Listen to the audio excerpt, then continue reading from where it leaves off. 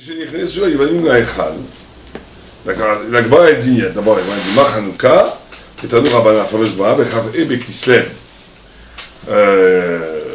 יום דחנוכה, אז מה היה שם? כשנכנסו עובדי כוכבים להיכל, טימאו כל השמנים, ils ont purifié toutes les huiles, שבהיכל, כשגמרה מלכות בית חשמונאי, quand la royauté de Hashmonaï, c'est-à-dire les Asmonéens, je crois qu'on dit, Nitroum, ils ont vaincu les Grecs, Batkou Velo Matsu et la Parichat, comme tout le monde connaît, ils ont trouvé qu'une fiole d'huile, chez le Shemen Shaya, Mounar Bechotamo Shekon Gadol, où il y avait le stamp, le cachet du grand prêtre, qui était pur donc, Velo Aya, il a dit Boyom Echad, il n'y avait que pour allumer une journée.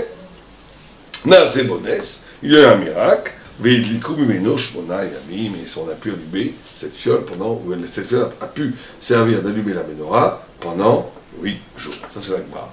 Très bien.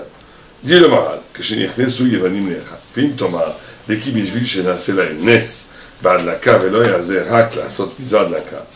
Avec Orim Chanukah, Vechol Nes Shechayav Leodot Velahalel, ou Bishvil, Atzalato, Velo Bishvil Shenase Lahem Nes, la Sot Mizad. Ofiani du Maral, j'adore le Maral. Maral, tout le temps, à la Makom, couché. Ça, si on veut comprendre le Maral, tout est là dans le Maral. Il peut du coucher, il ne se laisse pas impressionner par le texte, le Maral. C'est-à-dire qu'il te dit, attends, c'est très beau tout ça, un miracle, 8 jours. Mais on a un principe. Quel est le principe? Qu'on ne fait des fêtes, je ne sais pas d'où vient ce principe, mais bon, il le dit. On ne fait des fêtes, on ne fait pas parce qu'il y a des miracles. Le fait qu'il y ait un miracle n'impose pas, ne peut pas générer une mitzvah. En d'autres termes, c'est parce qu'il y a eu des miracles que tu vas créer pendant des générations une commémoration de ce miracle avec une mitzvah. Il le dit non. Il te dit, qu'est-ce qu'il te dit? Il te dit que on ne fait que quand il y a Hatzala, que quand le miracle est accompagné d'une sauvegarde, enfin, comment on dit en français? Un sauvetage. Un sauvetage du peuple juif. Là, il y a eu ça. Non, pas l'allumage, fait un autre miracle. À ce moment-là. Alors peut-être je comprends ce que tu dis, peut-être qu'il va répondre. Alors, ויש לומר שעיקר מה שקבעו ימי חנוכה בשביל מה שניצחו את היוונים. Alors là, il y avait une réponse pilpoulique, en vérité, qui n'est pas par contre au Fiani du Maral. Il dit, c'est une réponse classique du pilpoul gamaratique, qui dit, non, en vérité, le Icar de pourquoi est-ce qu'on fait une commémoration, pourquoi ça s'est transformé en mitzvah, c'est parce qu'on a vaincu militairement les Grecs. C'est ça le vrai miracle. Mais comme le Nes n'était pas visible, parce qu'une guerre, c'est toujours une guerre, on peut très bien que c'est une guerre physique, on va dire, je veux dire naturelle, c'est la Nes, mais le Moucha, c'est pas évident. Shayanes, les Vikar, c'est un Nes, elle est à Nerot, à Menorah. Chez Idou, chez Akol, elle est Benes, à Milchama Gamken. En d'autres termes, on a une réponse ici un peu alambiquée, en disant, en vérité, on ne fait pas de commémoration de miracle, parce qu'il y a eu miracle. Premièrement. Alors, on aurait dû faire la commémoration sur, comme vous avez dit, sur la guerre. Mais comme la guerre n'était pas un miracle visible, donc, on a dit, on a associé le miracle des bougies comme siman du miracle de la guerre. Comme siman, c'est ce que dit le Maral. Du miracle caché. Caché. Alors, quand le Maral te dit ça sur Hanouka, et qu'on parle de la Grèce, bien entendu, le Maral te dit une chose extraordinaire. Et c'est qu'est-ce qu'il te dit? Il te dit que c'est évident que cette structure, la bizarroïde, elle est exemplaire quant au rapport que le peuple juif a avec la Grèce. Vous comprenez ce que ça veut dire?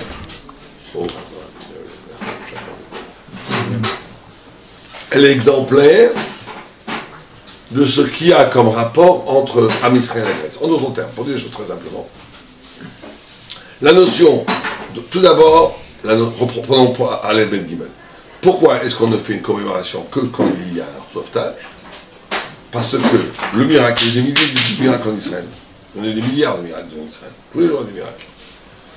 Mais le miracle qui sauve le peuple d'Israël, ça veut dire que c'est à un moment donné, la logique du rationnel, la logique de l'histoire fait qu'on devrait être anéanti, et qu'il y a une intervention divine qui nous sauve, et donc qui développe une para-histoire, ou une métaphysique de l'intervention divine dans l'espace et le temps, qui écrivent une autre histoire que l'histoire universelle. Or, toute commémoration pour le peuple d'Israël, c'est s'inscrire dans le temps. Les fêtes juives sont une reconstruction du temps qui nous font échapper au temps rationnel, on va dire ça comme ça. Et ça, c'est ce que je vous dis là, résume peut-être un des axes les plus importants de la Torah. C'est-à-dire qu'il y a un temps rationnel, un temps de l'histoire avec un grand H, un temps qui obéit à des règles qui sont des règles très subtiles et très intéressantes, qui ont elles-mêmes des dynamiques intérieures profondes, qui sont liées au sociologique, à l'économique, à l'histoire, à toutes sortes de choses. L'extraordinaire du peuple juif et de sa Torah, et ce qui est peut-être imperceptible même par un goy, puisque Tolstoï et Sartre en sont fait des témoins, c'est qu'à première vue, le peuple juif ne s'inscrit pas dans la logique de cette histoire. Parce qu'on aurait dû être anéanti depuis longtemps dans cette histoire. Donc ça veut dire, de deux choses l'une, ça veut dire quoi? Ça veut dire que Dieu développe une para-histoire, une histoire parallèle, pour le peuple juif, comme il y a d'autres règles, qui est un sens qui modifie les structures mêmes de l'histoire. C'est-à-dire que le tissu historique est déchiré pour faire apparaître un autre tissu historique qui est le tissu historique qui amène le Mashiach. Et donc il n'obéit pas aux règles de l'histoire universelle. Et même au niveau du particulier, c'est la même chose aussi. Bien sûr. Mais ce qui est important ici, c'est qu'au niveau de Am Israël, c'est comme ça. Au niveau de Am Israël. C'est pour ça qu'on a fait des miracles, on s'en fiche. Parce que même chez les Goïms, il y a des miracles. Même chez les Goïms, il y a des miracles. Chez les Goïms, il y a eu beaucoup de miracles aussi. Parce que c'est quoi le miracle? C'est une intervention de Dieu derrière les règles.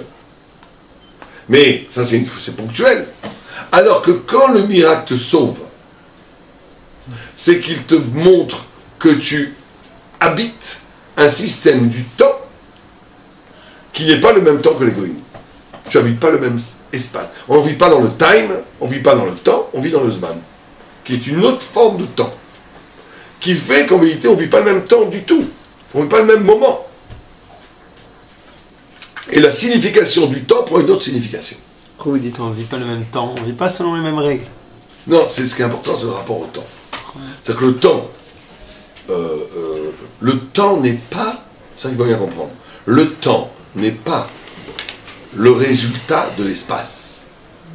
Le temps n'est pas comme le temps de l'horloge, parce que les aiguilles bougent, tout, ça fait qu'il y a 1, 2, 3, 4, 5.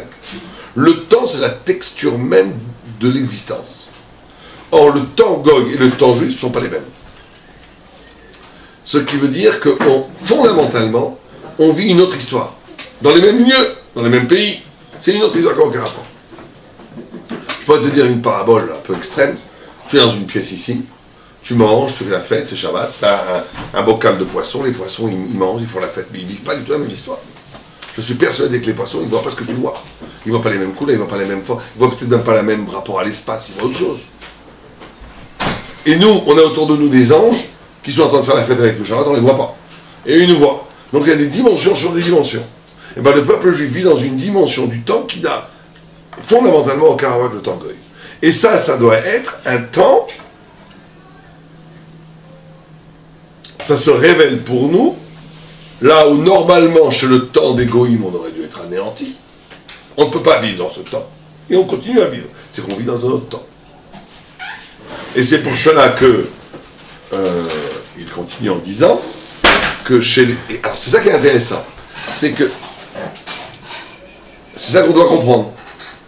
C'est que quand on a fait la guerre avec les Grecs, c'est que le peuple juif vit dans un autre temps, mais il vit aussi dans le temps des goïms. On vit aussi dans le temps des goïms, d'accord? Vous prenez le métro, on prend le métro, on connaît Internet, on connaît... Comment on vit cette dualité? Alors justement, c'est ça qui te dit. C'est exactement ça. C'est qu'on vit les deux temps.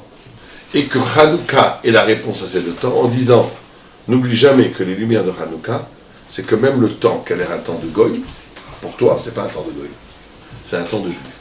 Les lumières de Hanouka doivent te faire comprendre que la guerre qui a l'air un temps de Goy, la guerre c'est la guerre, c'est un temps qui est en vérité en plus profond, alimenté par une logique qui n'a aucun rapport avec son apparence. Et tout le travail du juif face au travail de la science et de la philosophie, c'est toujours de désamorcer des logiques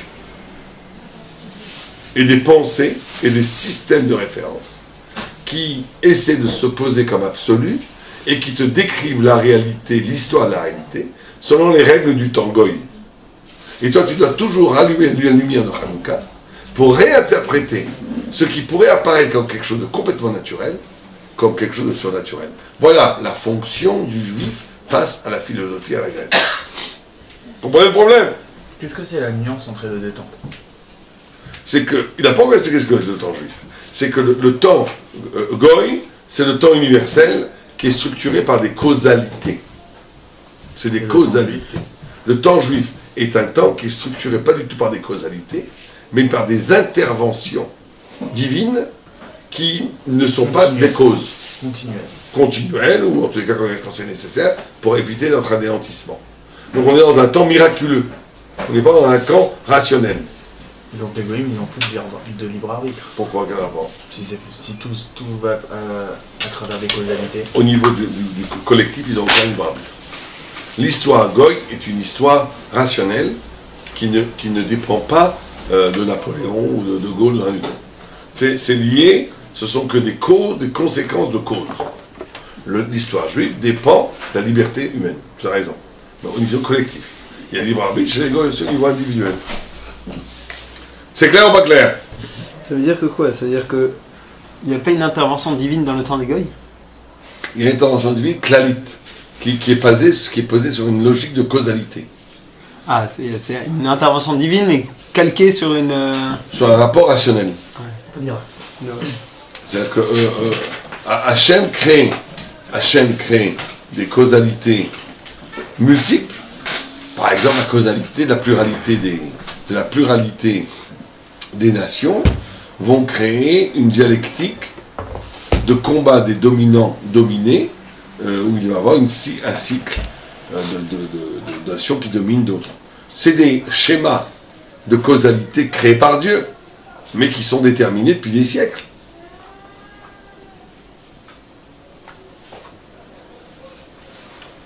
Est-ce qu'on peut lier ça à Nissim, Gloim et Nistarim? Oui. Comme le Ramban dit que les Gloim, c'est pour te révéler que tout est naisse. Que tout est naisse, c'est vrai.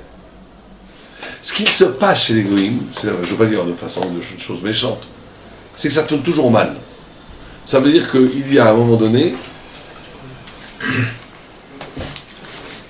c'est en voulant faire le bien qu'il y a le plus de mal possible qui se sont faits. Ça, par exemple, si on regarde aujourd'hui, toute la civilisation occidentale, qui s'inspirait de la Torah, a voulu... Voilà, tu prends par exemple le christianisme, d'accord? Le grand chilouche du christianisme qui a volé au judaïsme, paradoxalement, c'est l'universel, transporté au religieux. Les Grecs ont fait l'universel transporté au savoir, alors qu'ils étaient très... Les Grecs étaient très sectaires au niveau de qui avait le droit de voter, qui avait le droit... Il faut bien comprendre que l'universel grec est un universel intellectuel, c'est pas un universel d'élection. Les élus, c'était les Athéniens, c'était pas les autres. Les autres, c'était des métèques, des esclaves, des étrangers. Le christianisme prend la notion du judaïsme, que Dieu a créé l'homme à son image, et qu'on vient tous du même père, et donc abat les cloisons, ce qui est pour nous évident aujourd'hui, mais qu'à l'époque était un immense ridouche, que la Torah a amené, abat les cloisons d'imperméabilité entre les peuples. Et donc il en arrive à une fraternité soi-disant universelle. Or cette fraternité universelle, quand on réfléchit, on est à cette fraternité universelle, qu'est-ce qu'elle a créé? Elle a généré le grand commerce, le commerce international. Et elle a généré un mode de vie où, au nom du développement, au nom de cette soi-disant générosité de non-barrière, va créer une aliénation encore plus forte. Par exemple, comme exemple, On a créé des véhicules pour aller plus vite, d'accord? Pour aller créer des voitures, pour aller plus vite. Aujourd'hui, en Occident, la plupart des gens qui travaillent passent un quart de leur travail, si je pense en plus, un quart de leur temps pour voyager, pour travailler, pour aller à leur travail en bien. Vous voyez le paradoxe? Ça veut dire qu'au nom d'une idéologie qu'on va créer du confort, de la réalité, on va dépasser les limites, on va permettre aux gens de se déplacer, cette expansion-là va créer elle-même une aliénation plus forte qu'il y avait avant. C'est pas avec la communication. On a créé des moyens de communication incroyables. Avec Internet, téléphone, les gens ne se parlent plus. Et les gens ne se parlent plus du tout. On se parlait beaucoup plus au Moyen-Âge, quand autour du feu, on racontait des fables. Beaucoup plus. Etc., etc. Et je continue la discussion comme ça pendant 1000 fois. On a soi-disant fait la libération des mœurs pour le plaisir. Les gens ne sont plus capables de plaisir aujourd'hui. C'est fini. Etc., etc. Et donc ça, c'est un problème, justement, des causalités. Ça veut dire que comme le goy est inscrit dans la matière, enfin la conscience goy, la conscience, et c'est pas quand je dis ça, c'est pas que je suis raciste, les goy sont dans la matière, il faut beaucoup plus, il faut élaborer. Je parle comme parlerait le plus philanthrope, en disant que pour le bien de l'humanité. Mais dans cette philanthropie-là, il faut reconnaître à un moment donné que, comme on est dans un monde du temps des goy qui est la causalité, chaque intervention qui essaie de changer la causalité amène à des drames. Que ce soit la révolution maoïste, que ce soit la révolution occidentale, ça amène des drames. Parce que la causalité est plus forte que tout. Le seul qui sort de cette malédiction de la causalité, c'est quand tu es capable de vivre, de faire apparaître dans l'histoire universelle une autre histoire, qui est l'histoire d'intervention divine. C'est exactement ça qu'il te dit. Il te dit donc, Hanouka, il y a l'histoire universelle qui est la guerre, qui est le vrai miracle, mais qui n'est pas perceptible. Donc Dieu crée un autre miracle parallèle, qui est les bougies, qui n'a pas une importance cardinale, puisqu'il n'est pas un miracle de sauvegarde. Donc ça veut dire, il faut traduire ça, il n'est pas un miracle qui nous permet de vivre d'autres histoires. Donc c'est un miracle singulier, bon, alors aucune importance. Mais ce miracle est une importance pour te faire comprendre que le miracle de sauvegarde de la guerre n'obéit pas aux règles de la causalité, mais aux règles de l'intervention divine. C'est clair ou pas clair? C'est clair. On continue. C'est quoi l'espoir alors pour un non-juif, pour essayer de sortir justement de ce cycle de la causalité? L'espoir pour un non-juif, c'est l'individu. C'est jamais le collectif. Un individu peut devenir un tzaddik agoïm, fait chez la mitzvot. Un individu peut se convertir, encore mieux. Il devient un tzaddik ger tzedek. Un individu peut devenir un ger toshav. Mais au niveau collectif, il n'y a pas d'espoir pour le goy. Le seul espoir, c'est le Mashiach. Puisqu'il n'y a pas, parce que le collectif est lié à cette notion de causalité, qui est liée à la matière, et la matière n'a pas d'espoir. Continuons. D'accord? Donc il dit, ולפיקה, נעשה נס על ידי נרות המנורה, שידעו שהכל היה בנס המלחמה. ודווקא נס זה נעשה, כי עיקר, pourquoi דווקא ce נס?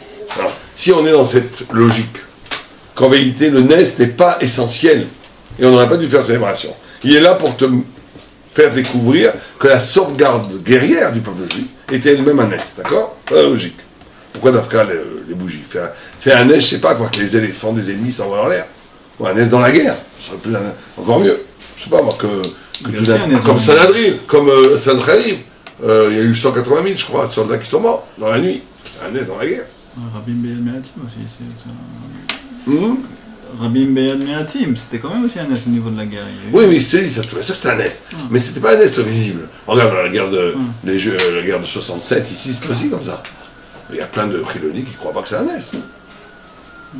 Ils disent, non, c'est pas un NES, on était plus courageux, plus intelligent, plus rapide, on a eu un peu de chance, etc. etc. Donc, tu peux toujours trouver que c'est pas un NES. Donc ils disent, Davka Neze, Nasa ki Ikar Risha'at Ayvanim, Shetimu et Aechal. Kmo Shamo, Shenichnesu Ayvanim Leechal, Rotzalama, Shem Timu et Aechal. Ki Amru Bechol Makom, אבני המזבח ששקצו אנשי יוון, וכן בכמה מקומות. והשם יתברך ראה רישתם שטימו ההיכל שלו, ונתן כוח ביד החשבונאים, שהם כהנים עובדי השם, Donc il te dit, le Ikar de la Rachaout des Yevanim, c'est d'avoir impurifié le Echal, le Saint des Saints, le Saint dans le temple de Jérusalem. Et c'est pour ça que Dieu a voulu réparer cette impureté en donnant de la force aux Kohanim qui travaillent dans le Echal pour vaincre les Grecs. Et c'est pour ça que quand il y a eu devant un miracle, il était là-bas. Les Fikar Kacher, Nitzrum, Tiru et Amikdash. Mais comment Shetiknu, Balanissim, Bachaka, Bealanissim, Bachaka, Baou Banecha, les Dieu Betecha, les Tiru et Amikdash,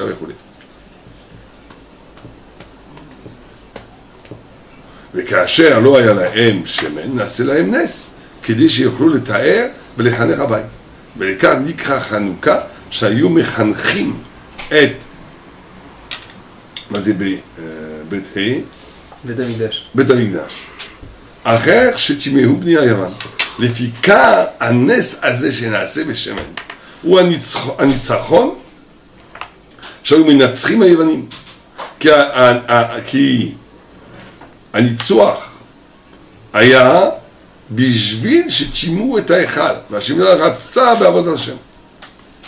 Comprenez ce qu'il dit là ou pas? Il a posé la question, pourquoi Davka se naissent? Il te dit la raison. Donc, en d'autres termes, il y a un retournement dialectique, là aussi c'est très amaral, là. Il y a un retournement dialectique surprenant. Il y a 2 minutes, il te disait quel était le vrai miracle? Le Milchama. Et les bougies, c'est quoi? Pour te montrer que même la Milchama. C'est au passage. Pour te faire comprendre l'essentiel. Tout d'un coup, il te dit que pourquoi est-ce qu'on a gagné la guerre? Pour pouvoir allumer les bougies Bétara. Parce qu'en vérité, le Ikar Rachaout, Rishaout, comme méchanceté, impureté de la Grèce, c'est d'avoir impurifié le Echal. Et donc, comme Dieu voulait le Avoda, il a donné à ceux qui ont Avoda le fait de vaincre les Grecs, pour que puisse avoir lieu l'allumage des bougies. Donc voilà, quel est le signe de quoi là? On est perdu. Il y a 2 minutes, le signe, le sujet, c'était la victoire. Et le miracle n'était que le signe du miracle de cette victoire. Et tout d'un coup, maintenant, on te dit, une sorte de retournement, c'est la victoire n'est rien. La victoire n'est là que pour arriver à faire allumer les bougies. Mais alors il faudrait savoir. Qu'est-ce qu'il nous dit, Simba? Qu'est-ce que c'est que ce retournement dialectique? Pas de problème ou pas?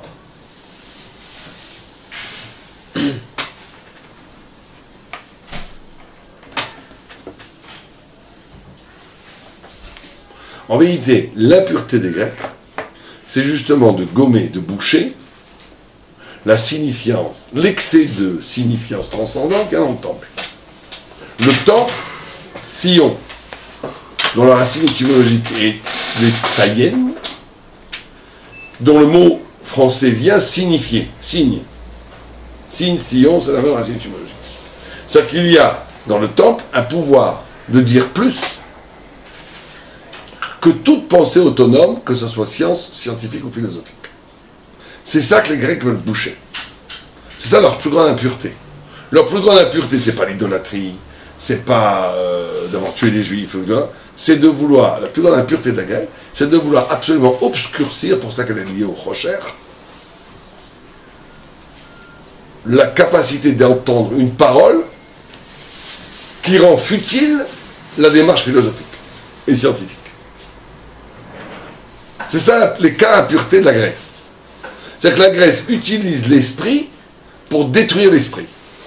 Utilise l'esprit pour empêcher à l'esprit de se dessaisir, pour écouter ce que seul l'esprit peut écouter, un niveau du sensé qui dépasse toute capacité que le sensé autonome peut produire. C'est ça l'impureté de la Grèce. D'accord? On demande l'obligation de penser comme eux ils ont envie. Ils veulent que tu penses selon les catégories de la pensée humaine. Rationnel. Rationnel. Maintenant, qu'est-ce qu'il te dit? C'est ça qui est extraordinaire en morale. C'est qu'il te dit qu'en vérité, le but de tout ça, le but de toute le conflit qu'il y a avec la Grèce, c'est ce point de rupture entre la rationalité et la révélation. Ce point de rupture entre la rationalité et la révélation, il existe, c'est le même point de rupture qui existe dans l'histoire. Le temps goy et le temps juif dont on a parlé tout à l'heure, c'est la même chose. Simplement, ce temps goy et ce temps juif, c'est dans l'histoire. La pureté du Beth Amikdash et le retour de la lumière du Beth Amikdash dans le candélabre, dans le menorah, c'est dans la pensée. Et c'est ça le nœud dialectique. C'est que on ne fait une commémoration que quand il y a une sauvegarde. Donc c'est la guerre au niveau de l'existence du peuple juif et de la pratique de la commémoration. On ne le fait que quand il y a une sauvegarde. Et donc le miracle qui s'est fait dans les Nérotes n'est là que pour te faire comprendre que le vrai miracle c'est la guerre, qui t'a donné la sauvegarde. C'est ça le miracle existentiel qui se passe chez nous. Mais la raison, la métaphysique de la lutte entre Am Israël et la Grèce, c'est le rapport au Mikdash, c'est les lumières. C'est-à-dire, vous comprenez, quel est le vrai miracle? C'est d'avoir été sauvé de façon miraculeuse, parce qu'on est inscrit dans une histoire qui n'est pas l'histoire goy, mais l'histoire de l'intervention divine. Maintenant, ça, c'est pour ça que le miracle doit passer, la commémoration doit être à partir d'un miracle de la guerre. Mais pourquoi le miracle se passe dans les bougies? En tant que miracle, c'est pas un miracle suffisant pour instaurer une commémoration pendant des siècles, comme partie de la Torah, si vous préférez, comme un chelek de l'expression de la Torah, comme Purim, Hanouka et tout ça. Ça, c'est pas suffisant. Alors c'est quoi alors? C'est le secret des secrets. Pourquoi y a-t-il deux temps? Pourquoi y a-t-il ce point de rupture entre nous et les goïms dans les deux formes d'histoire? C'est parce que nous sommes les témoins d'une pensée qui dépasse la pensée autonome, et les Grecs sont les représentants d'une pensée autonome qui veut boucher absolument la pensée de la transcendance. Et donc, au niveau du secret des secrets, pourquoi l'histoire est structurée comme ça? C'est les bougies qui le disent. C'est évident que le miracle devait être dans l'endroit du secret, du pourquoi c'est comme ça. Mais où est-ce que le miracle porte le peuple juif au point que tu dois le commémorer? C'est dans la guerre. C'est ça la dialectique. Vous comprenez la différence ou pas? Il y a un niveau d'intervention divine qui fait que le peuple juif ne soit pas détruit. Et c'est ce genre de miracle qui s'inscrit dans l'histoire divine et dans l'histoire humaine qui fait qu'on doit le commémorer. Ça, c'est un. Alors tu pourrais dire, mais pourquoi le peuple juif est dans une histoire différente que les goïs? Pourquoi les goïs ne vivent pas dans l'histoire surnaturelle? Et pourquoi nous on vient? Ça, c'est la raison. C'est pas pourquoi on doit faire commémorer. C'est pourquoi la structure des deux temps est comme ça. C'est qu'il y a un peuple dont qui utilise l'esprit pour capter quelque chose qui le dépasse complètement. À un moment donné, l'esprit est noyé, n'existe plus. Où il reçoit l'inspiration divine, c'est Am Israël. Et à la pensée grecque, dans tous les sens, et de maîtriser la dialectique, maîtriser la gymnastique intellectuelle pour que tout soit humain, même ce qui est divin. Donc c'est exactement le contraire. Et c'est ça l'impureté grecque, la plus grande impureté grecque, c'est ça. Et c'est pour ça que le miracle s'est fait là-bas. D'accord? Très bien.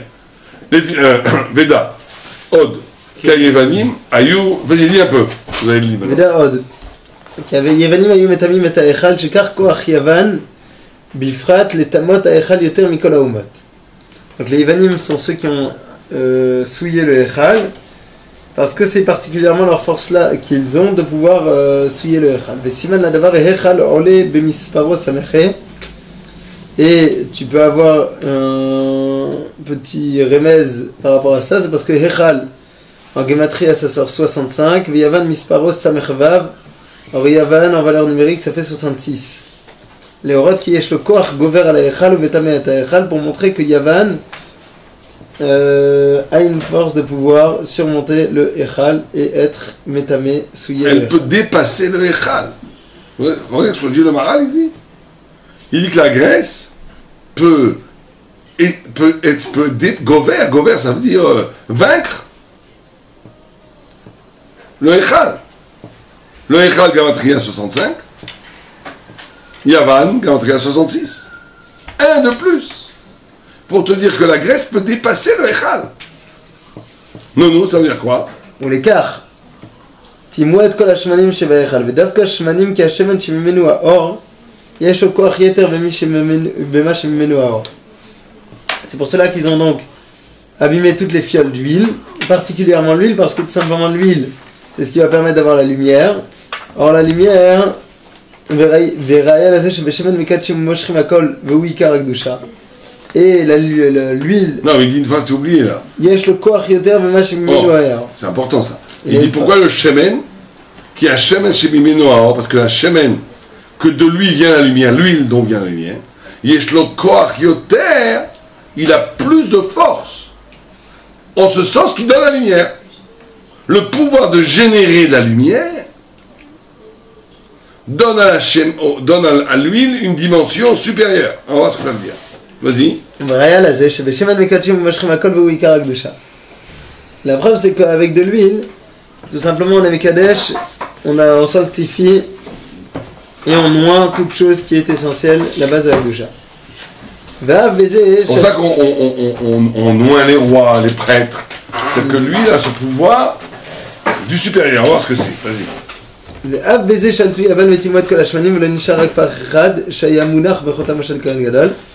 Et même dans cela, les Grecs ont abîmé et souillé, rendu impur tout ce qu'il y avait, sauf une seule fiole d'huile. Donc qu'est-ce qu'il dit? Alors là, c'est énorme ce qu'il dit. Il dit que la Grèce, donc la philosophie, on est bien d'accord, a le pouvoir de dépasser le Echal et de dépasser le miracle du surplus. Puisque le Shemen est celui qui est capable d'engendrer la lumière. Il y a dans la philosophie, dans la parole philosophique, et c'est ça qu'il faut bien comprendre mes amis, il y a dans la parole philosophique le pouvoir de maîtriser toute forme de spiritualité. Parce que quelqu'un qui est un grand philosophe, il pourra toujours inclure dans son discours le pourquoi du comment et le raison ultime que celui qui vit la spiritualité n'avait pas compris. Et c'est ça la grande force du discours philosophique et son grande impureté. C'est qu'elle est capable de se mettre au-dessus de tout. Elle a ce pouvoir. C'est pour ça que dans le rêve de Daniel, la Grèce est présentée comme une panthère noire avec 4 ailes. Elle a le pouvoir de survoler. Mais de survoler de façon complètement superficielle, en passant complètement à côté de l'essence de son discours. Mais le discours est tellement brillant, tellement enveloppant, tellement maîtrisant, tellement subsuant, tellement pouvant mettre à l'intérieur tout ce qu'il veut, que jusqu'au Echal et jusqu'au pouvoir surnaturel d'engendrer la lumière, la philosophie peut l'incorporer. Elle a la capacité de survoler toutes les dimensions de l'espace et du temps. Il n'y a pas. C'est ça qui est extraordinaire. C'est-à-dire que tu prends une vraie expérience spirituelle. Ce que je vous dis, c'est très important parce que c'est l'essence même du débat. Du débat qui a pu exister, par exemple, entre Rav Shapira et Rav Shach. Qui dit à Rav Shach, qu'est-ce que tu fais? Rav Shach a dit à Rav Shapira, qu'est-ce que tu fais? On ne fait pas ça chez nous. On ne fait pas de la pensée juive. On ne fait pas ça.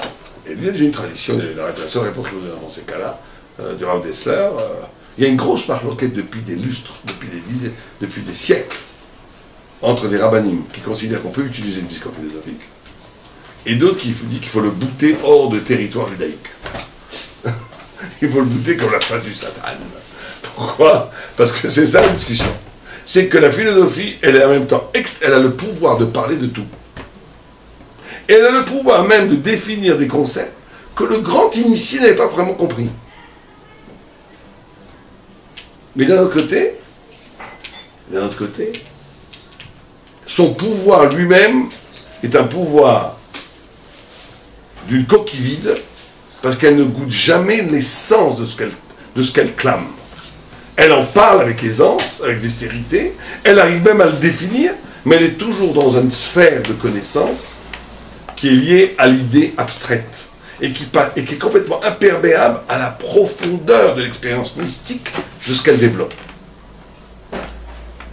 Et on est ici au cœur même du problème, du rapport entre possibilité philosophique et possibilité d'étude du Talmud, par exemple. Est-ce que tu peux mélanger, est-ce que tu peux utiliser avec philosophie? Alors, c'est très bien parce que, en réalité, les deux positions se défendent, puisque c'est vraiment une marque entre la Rishoni, par exemple, où il y avait Rav Maïmonide, lui considérait le Maïmonide, par exemple, ou par exemple le Rav Chovot HaLevavot. Chovot HaLevavot considérait que celui qui ne faisait pas de philosophie, c'était un idiot. Et qu'il ne comprenait pas du tout la Torah. Et que la philosophie était un des clics qu'il fallait pour comprendre la Torah. Mais d'un autre côté, tu avais d'autres rabbins, non pas le rabbin, il était entre les deux. Tu avais Rabbi Yehuda Halevi, qui connaissait très bien la philosophie d'ailleurs, mais qui considérait qu'on est capable de développer un discours qui était très méfiant par rapport au discours philosophique. Malgré le Kuzari. Il y a eu toutes sortes de vues. C'était la grande, ce qu'on appelle les grandes polémiques du XIe siècle, du XIIIe siècle, qui ont repris, avec des rétoriques qui ont été très très loin, avec des autodafés, des brûlures de livres, avec des dénonciations aux autorités goy. Enfin, ça a été une catastrophe. Ça a été des marques terribles. Le marque d'aujourd'hui, c'est un rigole d'un côté. Bon. Mais moi, ce qui m'intéresse, c'est pas ça. Ce qui m'intéresse, c'est qu'on arrive aussi au nœud du problème. Le nœud du problème, c'est la Touma grecque. Mais d'un autre côté, on te dit que la Grèce, elle peut dépasser le Rechad. De dire une phrase pareille, que ça veut dire. Mais pourtant, dans Tzion, il y a Yavan aussi. Ça veut dire, le tzaddik qui c'est inclus. Ça veut dire, s'il y a le tzaddik dans Yavan, on peut le transformer en Tzion. Oui, bien sûr, non, mais c'est ça la question.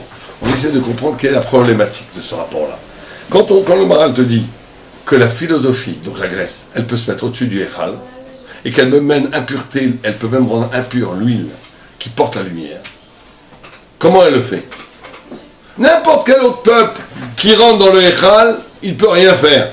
C'est comme des singes qui sont rentrés des singes qui rentrent dans une synagogue, même si cassent tout, c'est affreux, mais c'est même pas une profanation. Ils ne savent même pas ce que c'est. C'est rien.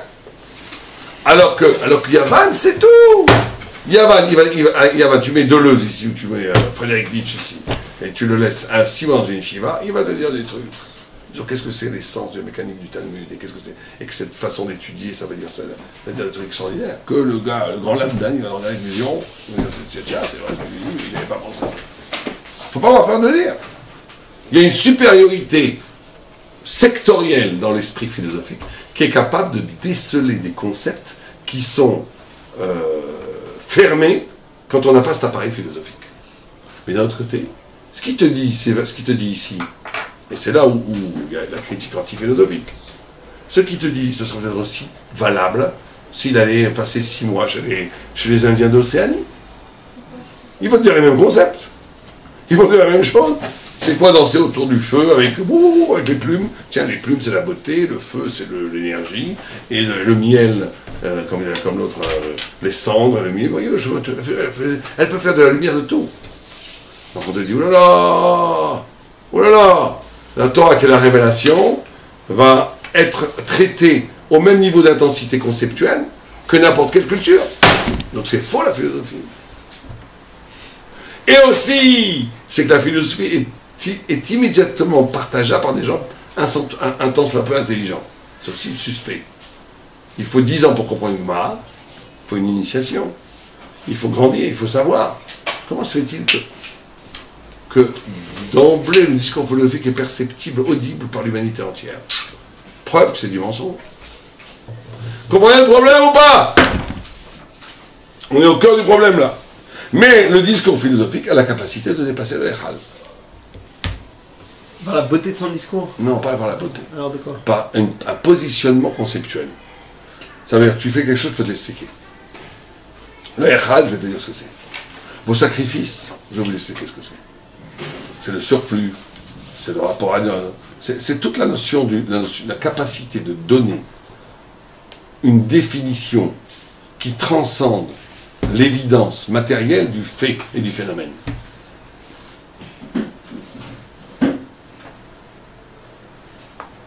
Ça va être, par exemple,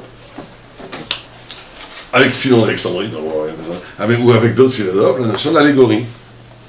Est-ce que tu peux, un texte qui te dit que Abraham ou Jacob a monté les échelles, etc., est-ce que tu ne dis que ce que le texte dit, ou est-ce que tu peux te permettre de dire ça veut dire ça? Comprenez le problème? Il y a besoin des deux. Il y a un midrash, il y a de la tradition midrashique, qui dit ça veut dire ça, mais l'allégorie midrashique, elle vient de la Torah, elle vient d'une révélation sinaïque, elle vient de la Torah Shabbat Pé. Qui te dit que tu as le droit de venir dire, comme Maïmonide le fait très souvent, hein, qui te dit les quatre pluies par exemple, les quatre pluies de Jacob, là, c'est les quatre fondements de l'univers.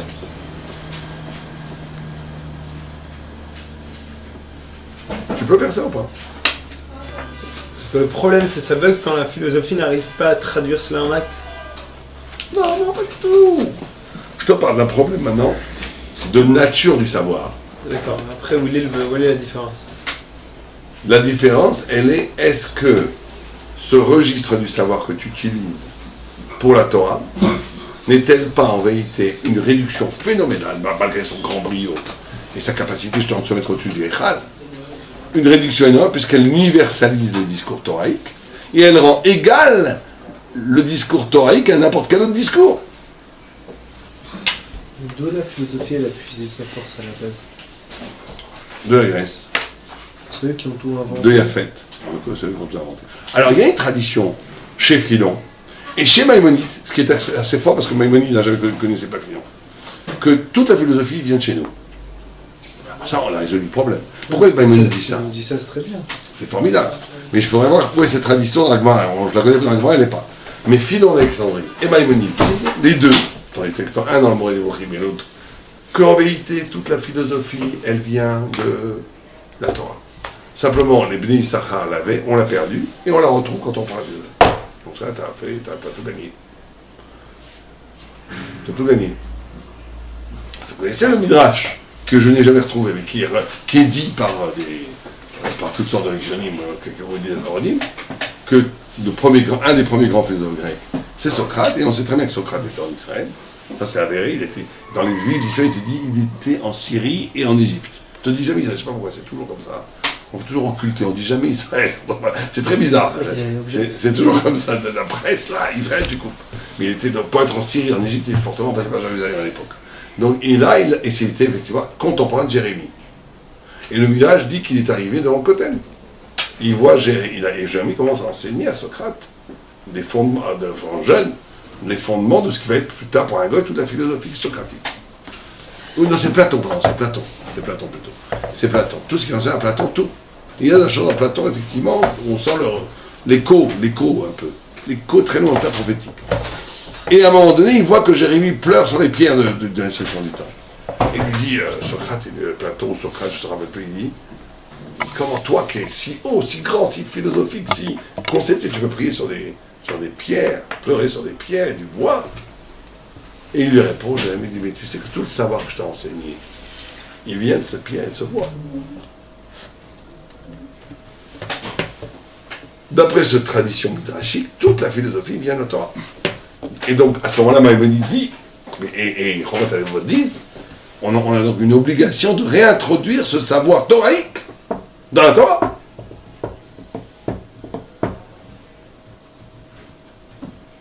Bon, mais c'est vrai que les grandes polémiques, elles ont existé aussi parce que ceux qui faisaient la philo devenaient très bizarres. C'était très gens qui après étaient très légers au niveau thoraïque. Jusqu'à présent. Jusqu'à présent, c'est comme ça. Et il y avait un aussi qui racontait, ceux qui ont été hommes dans Nisayon de l'Inquisition, tu avais des grands philosophes et tout, ils ont craqué dès la première torture. Alors que les vieilles grand-mères qui ne connaissaient rien du tout, des bonnes juives, elles préféraient être épluchées et mourir dans le sang que renier la foi. Donc ils ont dit, ouais, votre philosophie, elle affaiblit les esprits, donc c'est du mauvais, c'est pas du bon, ça. Alors que ceux qui n'ont pas de philo, qu'on a vieille bonne émouna du chardonnier, c'est bien, ils tiennent plus devant l'épreuve. Donc c'est-à-dire que notre philo, elle affaiblit les esprits. C'est un peu ce que vous disiez tout à l'heure. Tout ce que l'Occident invente, ça fait l'inverse de ce qu'il voulait. Exactement. Il y a ça. On est ici dans quelque chose de très profond, très intéressant, qui mérite une étude plus élaborée. Mais en tous les cas, c'est l'enjeu du problème, c'est ça. Voilà, comme d'habitude, nous on dit, et le dit avec Ibrahim, c'est évident que ces deux dimensions existent. La preuve, c'est que des Rishonim immenses Rishonim de Rambam à côté, et Rav Korkas, comment il s'appelait Korka, oui. Kreskas. C'était un grand Rishon qui était anti-philo à mort. C'est lui qui théorise tout ce que je vous dis maintenant. Bon. Donc on a vraiment des deux. Mais ce qui est intéressant ici, que le Maharal, et tout le monde est d'accord avec ce que dit le Maharal, c'est que la philosophie a ce pouvoir de se mettre au-dessus du Echal. Vous vous rendez compte comme ces mots, ce que ça veut dire? Le Echal à Kadosh. Le Echal, c'est la maison de Dieu. Le Echal, c'est l'endroit où Dieu apparaît. Le Echal, c'est le Kodesh HaKodashim. C'est le temple de Jérusalem. Temple de Salomon, temple de Ezra. C'est l'endroit où la lumière du monde apparaît. Ben, la philosophie, elle peut se pointer là-bas. Je vais t'expliquer ce que c'est la lumière du monde, moi. Où? Ouais, tu peux. Et tu te retrouves Baba devant lui, il a raison. Mais le fait que c'est pas un problème. Que ça soit sa gematria, est-ce que ça veut dire que c'est son essence? Est-ce que ça veut dire qu'elle a raté sa vocation? Non, non, c'est son essence. Oui, mais est-ce que si c'est son essence, elle est réellement au-dessus du Echal? Est-ce qu'elle a raté sa vocation d'être au-dessus du Echal? Pas du tout. Elle a une vocation, dans ce sens-là, négative, de pouvoir avoir une parole qui est au-dessus du Echal. Mais qui pour nous est négative. Parce que au-dessus, quand tu es au-dessus, tu vois au-dessus, tu es avec, sur ton ballon, pour te donner une image un peu bébête, pour te faire comprendre. Tu es avec ton ballon, tu vois, et tu vois en bas une guerre, ça a l'air très joli. Mais tu vois pas tu comprends pas qu'il y a du sang, des cris, tu le vois même pas. Tu vois pas la réalité de ce que tu dis. C'est ça là qu'on le reproche philosophique. C'est que tu dis, et tu dis peut-être plus grandiose, tu vois tout. Je vais vous expliquer cette immense bataille, elle est très belle. Mais ça devient en réalité un jeu d'enfant. Tu comprends pas la nature de quoi tu parles. C'est tout relativisé, quoi. Ouais, c'est une façon qui voit tout, qui manipule tout, avec grande brillance, mais qui rend tout artificiel. Mais c'est ça, en fait, c'est la sociologie des sciences, quoi. C'est encore pire. Ouais. C'est un problème empirique. Il n'y a pas d'expérimentation. C'est pas juste parce que c'est empirique. C'est un niveau de perception de profondeur. On ne pourra jamais expliquer de façon philosophique qu'est-ce que c'est la Neila. Il y a un moment dans la Neila où c'est une vécoute collective avec du peuple juif avec Dieu qui n'est pas traduisible.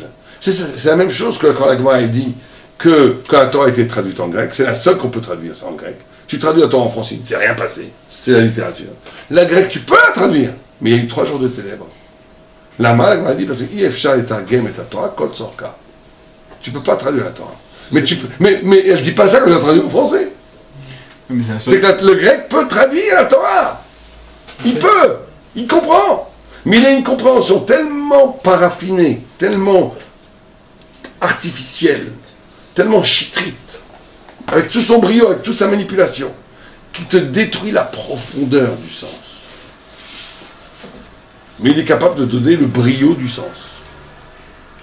Ça, il faut bien comprendre ça. Attendez, parce qu'il nous reste 3 minutes, je voudrais qu'on finisse ce pareil. Alors vas-y. Go ahead.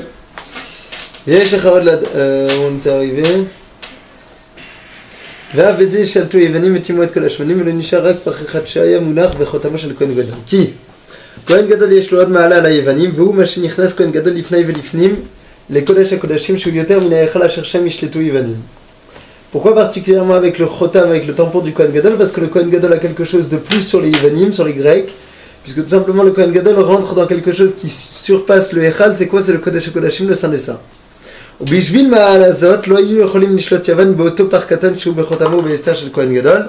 Et à cause donc de ce niveau-là que le Kohen Gadol avait, c'est pour cela que les Yevanim n'ont pas pu avoir de l'influence sur cette chose-là qui, quelque part, avec puis sa source et sa force chez le Kohen Gadol. Vine, Mispar Kohen ou que Mispar Echal. Lorsqu'on dit la valeur numérique de Kohen, c'est exactement la même valeur numérique que Echal qu'on avait vu, qui avait un de moins que Yevanim. Veod, Nishar Yud Shelo Shaltu Bo Yevanim Kodesh Kodashim, Venikra Ze Yud Ktana qui a Asiri ou Kodesh Yoter. Il est resté le Yud, le 10, dans lequel les Yevanim n'ont pas eu accès, et parce qu'on sait que le 10e est toujours plus saint. Ou Beze Shakohen Shu Sholet Be'echal Legamre. Av Ba Kodesh Kodashim Lechen Misbaro Aine. C'est pour ça que le Kohen, qui lui et Sholet sur les Echal aussi a un numéro, a pour valeur numérique 75. Ah oui, Kohen 75. Chaf, Hey, Nun. Voilà, pourquoi il est la même chose? C'est 65 plus 10 quoi. ולפיכך היה נשאר פח שמן קטן, מונח בחותמו של כהן גדול שלא שלטו ישם היוונים.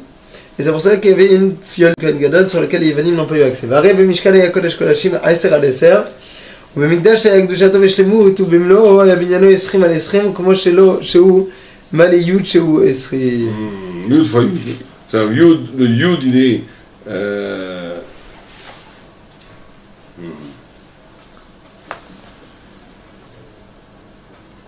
Pour ça, on va y avoir un peu très profond ce qu'il dit après. Mais en tous les cas, qu'est-ce qu'il dit ici? C'est qu'il y a un niveau. Merci. Il y a un niveau. Le Kohen fait ça. Donc on a, merci, Echad 65, Yavan 66, Kohen 75. Et donc le dépassement du dépassement passe par le Kodesh HaKodashim. Qui rajoute 10. Qui rajoute 10, qui est le minimum de la Gdusha. Et qui dépasse donc la philosophie. Et qui dépasse complètement la philosophie. Parce que c'est... Alors comment est-ce que le Kodesh HaKodashim dépasse la philosophie? Je veux juste, on le verra la prochaine fois, mais je veux juste vous introduire que n'oubliez jamais l'idée que le Kodesh HaKodashim n'est pas soumis au temps et à l'espace. Et non, mais à Mida. Oui, c'est le Midrash qui dit qu'il y avait 20, comme il dit, 20 amas de large, qu'au début il y avait le Kodesh HaKodashim, alors la Kodesh en réalité, que le Kodesh HaKodashim, qui avait 10 à droite, 10 à gauche, et donc la Gemara dit c'est impossible, la Gemara dit Arod Enomina Mida. Donc on retrouve la quadrature du cercle, le temps parallèle implique un espace parallèle, qui est l'espace du Aaron HaKodesh, qui est dans un espace où n'est pas cholette, où la Grèce ne voit rien. C'est un invisible. La Grèce, quand elle voit dans le Kodesh, elle ne voit rien. C'est pas qu'elle le voit, qu'elle ne peut pas voir là-dessus, elle ne voit pas. Elle ne voit pas. Très souvent, quand vous avez des intellectuels qui vivent en Israël, ils disent « Mais j'ai rien vu en Israël. Qu'est-ce qu'il y a à voir? Pourquoi tout le monde parle de ce pays? Qu'est-ce qu'il y a? Un mur, sans rien. Des immeubles, plus ou moins moches. Qu'est-ce qu'il y a dans ce... Qu'est-ce qu'il y a de... Pourquoi le peuple juif et Israël est le sujet de l'histoire depuis 3000 ans? Pas à cause de ça. Ça a l'air beaucoup plus beau si tu vas à Rome. Ils ne voient pas. Ils ne voient pas la splendeur de Jérusalem. Pourquoi? Parce qu'elle est dans cette dimension du dollar de la perception grecque. Mais ça, je ne veux pas le bâcler parce qu'il y a beaucoup à dire sur ça, sur la notion du Kodesh HaKodashim, notamment la redondance du Kodesh, la Kedusha, le secret d'une double Kedusha. Et donc ça devra nous faire réfléchir sur la notion de Kedusha, sur la notion d'une Kedusha qui est au niveau, et c'est ça qu'on doit essayer de comprendre, une Kedusha qui est capable de développer une pensée qui dépasse en pensée. On ne va pas faire le religieux. Ah, nous on est kadosh, donc on est plus que les penseurs philosophiques qui font des avérantes. C'est trop facile. C'est vrai aussi d'ailleurs. Mais c'est trop facile. Trop facile de dire, nous, il y a une supériorité de la kedusha du juif que nous on mange cachère, on ne mange pas des tréfotes, on ne fait pas des relations interdites avec les femmes, on fait ce qu'il faut, on prie, alors que eux ils font tous les avérotes, donc ils sont tamés, donc ils sont intelligents, ils sont tamés, donc on est meilleurs. Ça serait nul comme démarche. Elle est vraie, mais c'est pas du tout suffisant. Il faut, notre propos à nous, c'est de montrer comment une kedusha crée un tropique de la pensée, un mouvement de la pensée, qui est fondamentalement plus puissant que le tropique de la pensée grecque. Ah, mais si on le démontre, on va peut-être retomber aussi dans la philosophie. C'est pour ça qu'on ne va pas le démontrer, on va le signifier. Ça veut dire qu'on va pas le démontrer comme un plus un fond 2, parce qu'on ne peut pas le démontrer comme un fond 2. On va essayer de comprendre qu'est-ce que c'est que ces concepts invisibles pour un grec, et qui rendent presque puérile la démarche grecque. Parce que c'est ça la force du juif. La force du juif, c'est de démontrer, de développer une métaphysique qui rend la philosophie et la science presque risibles. Tant que tu n'es pas arrivé à ce niveau-là, tu n'as pas vraiment compris la Torah. Mais il faut y arriver, parce que ça s'appelle du baratin. C'est que tu arrives à une mécanique de pensée qui rend la philosophie. Tu as un grand penseur juif. Il voit les philosophes, il dit c'est des enfants. Lui il pense comme ça, l'autre il pense comme ça. L'autre dit que tout est volonté, l'autre il dit que tout est rationnel. Bon merci, moi je peux dire aussi que tout est poupou. À un moment donné, tu dois montrer que la philosophie, par rapport à la rigueur et la profondeur, l'épaisseur de la pensée divine thoraïque, c'est de la rigolade. C'est ça le boulot qui nous attend. C'est la pensée qui doit surgir. C'est ça le pshat profond. Vemitzion titze Torah. Mitzion titze Torah. De Ezetzion, il y aura du Kodesh Kodesh. Et le propos du juif penseur, c'est de générer une pensée dont la qualité intellectuelle, et donc pas la qualité, dans la hauteur intellectuelle, et la façon dont il brasse là, et c'est pas qu'une question de niveau, c'est aussi la mécanique de pensée, rend enfantin les autres mécaniques de pensée. C'est ça le travail. C'est pas évident, mais c'est un travail qu'on doit faire. C'est le travail qui nous attend dans 3 semaines. Et la base de ça, c'est une pensée qui aurait une traduction dans l'action? Aussi. Aussi. La notion de responsabilité dans la pensée, c'est-à-dire que la pensée qui t'oblige et qui t'engage, elle est fondamentale. Mais c'est pas suffisant, encore une fois. Il faut trouver, au niveau de la rigueur, d'une affirmation. Parce que c'est quoi penser? C'est affirmer. Comment l'affirmation scientifique, et même l'affirmation philosophique, est liée à une contingence qui devient absolument ridicule par rapport à une pensée affirmée par la Torah qui est liée à un environnement qui dépasse 1000 fois plus la contingence philosophique.